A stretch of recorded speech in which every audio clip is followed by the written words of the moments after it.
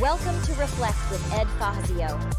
Get ready to experience one of the world's first 100% digitally generated podcasts, where we take a step back, dive deep, and strive to learn new things. Join us as we unpack thought-provoking ideas, personal reflections, and inspiring stories to help you stay in the know. Reflect is brought to you by the minds at ByteBrain and powered by emerging technologies from Google, HeyGen, OpenAI, and 11 Labs. Thanks for tuning in. Now, relax and prepare to reflect. Welcome to Reflect, one of the world's first 100% AI-generated podcasts. Where we dive deep into the trends shaping our world. Today, we're really plunging into something critical, something happening right now. Yeah. The dramatic speed up of AI's impact. Yeah, it's mid-2025, and it's not just theory anymore. Not at all.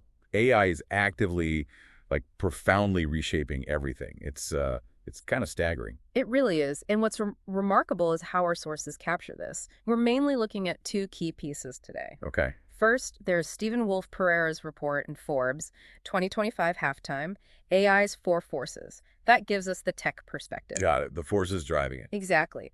Then we have Ed Fassio's white paper from ByteBrain.org, Navigating AI Displacement. That one focuses squarely on, us, the humans. Human-centered work, right. Right. So our goal today is to kind of weave these together for you, give you a shortcut to understanding what's happening with AI, the engines behind it, and what it really means for your job, your identity. Without getting totally lost in the weeds. Exactly. This isn't just news. It's about what it means for you now. And looking back even just a few months, it's almost, dizzying. The Forbes report talks about this triple whammy of news on just one day, June 30th. Yeah, that really stood out. Think about it. Meta rolls out its superintelligence labs. Huge money involved. $14.3 billion into scale AI poaching talent. Big moves. Then Microsoft claims its AI is diagnosing patients 4 times better than doctors. 4 times. A massive claim. And the White House launches the AI Youth Education Pledge, basically saying AI literacy is as vital as reading now. It signals a fundamental shift. These aren't just random headlines, right? They're symptoms. Symptoms of these 4 big AI forces hitting overdrive together. That's the perfect connection. These events directly illustrate what Forbes calls the 4 forces. Which are? Okay, so we've got compute, the processing power, data, the fuel, algorithms, the intelligence, the methods, and robotics, or what they call physical AI. Okay, compute, data, algorithms, robotics. Okay, right. And the key thing isn't just progress in one area, it's the synergy. They amplify each other. So progress in compute makes better algorithms possible, which need more data, which then drives demand for compute and maybe robots. Exactly. It's this exponential loop, creating, yes, huge opportunities, but also, and this is a direct quote, existential threats for the unprepared. It's changing the game fast. Okay, so let's break those down. Let's start with compute. The horsepower. Right. And the first half of this year brought this weird situation, the paradox of plenty. Paradox of plenty, meaning... Well, there are more compute options than ever, technically, but getting your hands on the really powerful GPUs, still incredibly tough. Ah, okay. Supply constraints. Big time. NVIDIA's Blackwell Ultra chip, for instance, sounds amazing, 50% better performance, uses 25 times less power. Wow. But the catch, lead times are 36 to 52 weeks, almost a year wait. Oof. So access is still the bottleneck. It's an intense allocation game, yeah. But here's the shift. The report predicts Blackwell production is ramping up massively, from maybe 200,000 units to 2 million by December. Okay, that's a huge jump. It is. And the takeaway for you, this should lead to pretty significant drops in AI training costs. We're talking GPT-4 level AI becoming accessible for under, say, $10,000 a month for mid-sized companies. That changes things. Democratizes it, really. Absolutely. Power spreading out. Okay, so that power needs fuel. Let's talk data. The oxygen, as the report calls it. And you can't run these systems without it. The big shift wasn't just volume anymore. Right, because they've kind of hoovered up the public internet already. Pretty much. Yeah. So now the focus is quality. And finding new sources. That's where synthetic data comes in. AI making data for AI. Essentially, yeah. Mimicking real-world patterns. It's still early days for the really sophisticated stuff, but it's growing fast. Think about Meta's $14.3 billion into scale AI. You mentioned that earlier. It wasn't just about buying talent. It was hugely about Scale's data labeling expertise and, crucially, their access to enterprise data. Ah, the data locked inside companies. Exactly. That and real-world sensor data, like what Tesla gets from its cars for Optimus. Those are the two big frontiers that are still really hard to get at. Makes sense. So what's coming next for data? Expect most big companies to have synthetic data strategies in place by year-end. And the report predicts the first AI model trained entirely on synthetic data will actually outperform human-trained models soon. Wow. But the real fight, according to Forbes, it's shifting to that enterprise data. Expect aggressive partnerships, data for compute deals becoming common. Interesting. Okay, force number 3, algorithms, the brains of the operation. And this is where things got really wild in early 2025. Assumptions about needing massive scale and cost just got blown up. You mean the DeepSeek R1 thing? That was a bombshell, yeah. Achieving GPT-4 level results for just $6 million when everyone thought it cost over $100 million. That's insane. How? It wasn't just throwing more compute at it. It was smarter algorithms.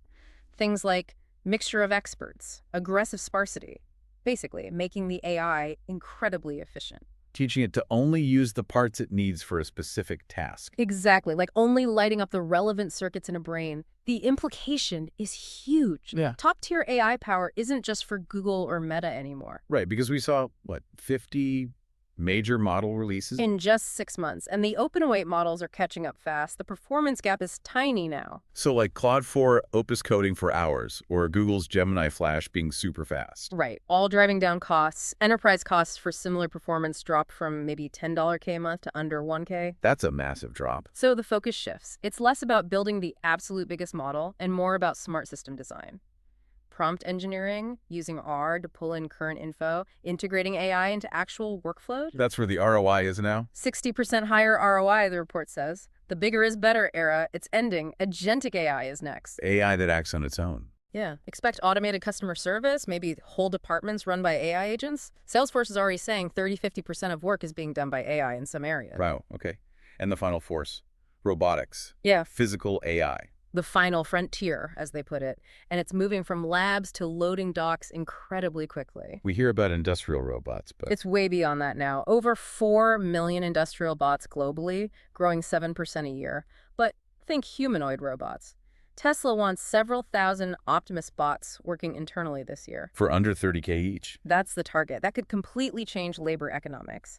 And look at Figure AI, Agility Robotics. They're deploying humanoid bots commercially now. So the business case is proven. Absolutely. Payback in 12-24 months for big automation projects. Robots running for like 75 cents an hour versus human wages. You can see why companies are interested. And manufacturing costs dropping 20-30%, productivity up 150%. Even farming 620,000 agricultural drones worldwide. What can they actually do now, these robots? Big leaps this year, running 24/7 with super high reliability, seeing and feeling with multimodal perception, understanding natural language commands. So dark factories running entirely without people. Not science fiction anymore. Looking ahead, expect the first deployments of 10,000 plus humanoids in places like warehouses. China deploying over 1 million service robots. And robotics as a service, like software, but for robots. Yeah, a huge growth market. Companies rent the capability instead of buying the machines outright. Yeah. Lower barrier to entry. Okay, that's a lot on the tech side, incredible acceleration. But let's pivot. The human impact. The ByteBrain white paper calls it the white-collar collapse.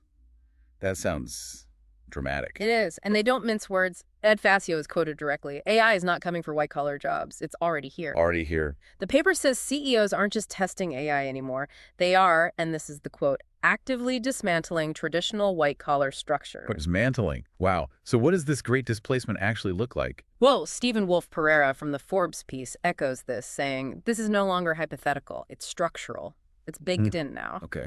Structural change. The white paper points to specific areas getting hit hard by automation agents. Middle management.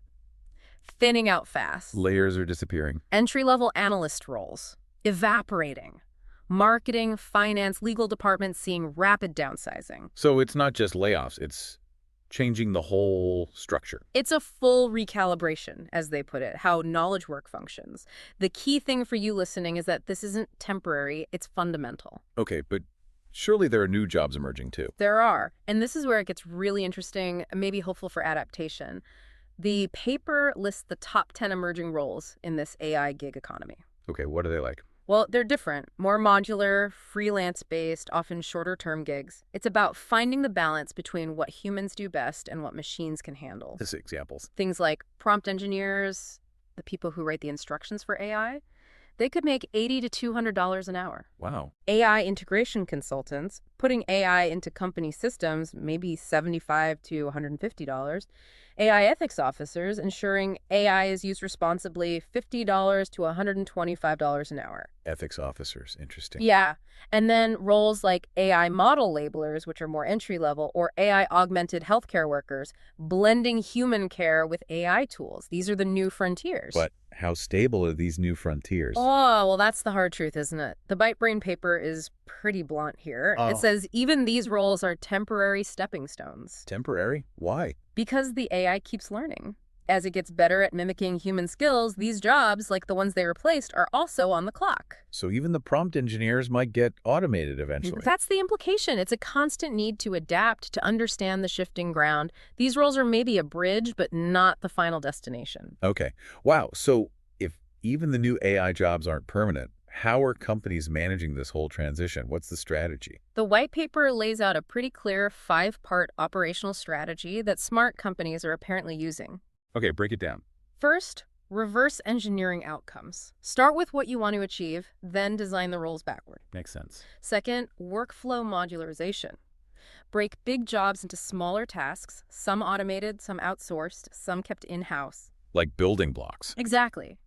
Third, agent-based orchestration. Using AI itself to manage the flow of these tasks between humans, tools, freelancers. AI managing the work. Fourth, human-AI collaboration teams. Small groups of humans overseeing vast amounts of AI-generated work, leverage. Okay, and fifth. Ethics and governance by design. Building in oversight right from the start, not as an afterthought. And the result of all this. A totally different kind of workforce. Lean, flexible, Oh. a small core of humans, a big fleet of AI agents, and a constantly changing group of gig workers on the periphery. It's a fundamental redesign. Completely. And connecting this to solutions, ByteBrain's Pathfinder program is presented as a framework specifically for this, for individuals and companies. What does it offer? Things you'd expect, like AI fluency training, tools for career transitions, workshops for companies redesigning their workforce. Practical stuff. But also things like human alignment diagnostics and coaching. Their unique angle, they claim, is starting with identity reconstruction. Identity reconstruction. Yeah. Helping people figure out where they fit, how to redesign their work, find purpose again when the old structures are gone. Because AI isn't just changing tasks, it's changing the meaning of work. That's deep. But what if adapting to AI isn't the answer for everyone? That's another fascinating point in the white paper, this idea of walking away from it. How so? They describe it as a migration from digital abstraction back to physical reality. People moving back into trades, services, healthcare. Roles that need hands-on skills, human touch. Exactly. Roles that demand tactile skill, emotional presence, things that are really hard, maybe impossible to replicate purely with code. Like electricians, mechanics, builders, Massage therapists, hairstylists, caregivers. nurses, EMTs, elder care. Yeah. And the paper makes a crucial point. These are not fallback roles. They're positioned as resilient, essential, meaningful work. It's a countercurrent to pure automation. A reminder of enduring human value. Okay, so wrapping all this up, what's the big takeaway for someone trying to navigate their career? It boils down to what the ByteBrain paper calls the relevance curve. The relevance curve. The core idea is this. Any job that's mainly about being an interface between humans and information, it's probably on borrowed time. Ouch.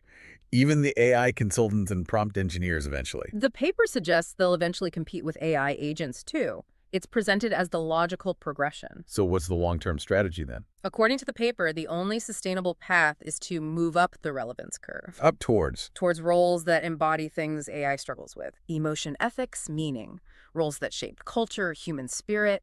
Roles defining how we live, not just what we produce. Elevating the uniquely human stuff. That's the call, moving beyond just processing information. Okay, so bringing it right down to earth. What should someone listening do, like, in the next 30 days? The white paper gives some very concrete steps. For professionals, audit your job, honestly. How much could AI do right now? Okay, a reality check. Then pick one AI tool relevant to your field and learn it deeply. Don't just dabble. Get hands-on. And third, write what they call a relevant statement. Basically answer, why should I still be hired in 12 months? Force yourself to articulate your unique value. That's a tough question. And for companies. Even more direct. Launch an AI literacy program like yesterday. Get everyone up to speed. Foundational knowledge. Create a transition plan for every white-collar department. Don't wait. And they suggest booking a strategy session, maybe with someone like Pathfinder. Be proactive, not reactive. Exactly. The final thought, pulling from Forbes, is pretty stark. The tech works, the economics make sense. The question isn't if you should transform using AI. But whether you lead it or get run over by competitors who do. That's the choice presented. Wow. This deep dive really hammers home just how fast things are moving and how fundamental these shifts are. The window for just thinking about this is closing. It really is narrowing fast. Action seems critical. And what's fascinating, really, is that we're probably only scratching the surface of what it means to truly live and work alongside advanced AI, how you define your role in that future. That's the challenge and the opportunity. Thanks for listening to the Reflect Podcast, where we're telling the future. Are you in it? Visit reflectpodcast.com and share your story. In the cyber ocean of online voices and recycled content, something different has arrived. Reflect isn't just another podcast, it's the future of storytelling, powered entirely by AI. From curating data to assembling thought-provoking ideas, we've redefined how journeys are told. Reflect is a podcast that thinks, learns, and evolves with each episode. Every tale, every insight, crafted by the most advanced AI technologies. A podcast that disrupts the industry, breaking free from traditional formats, taking you on an entirely new experience. So tune in now and reflect. We're telling the future.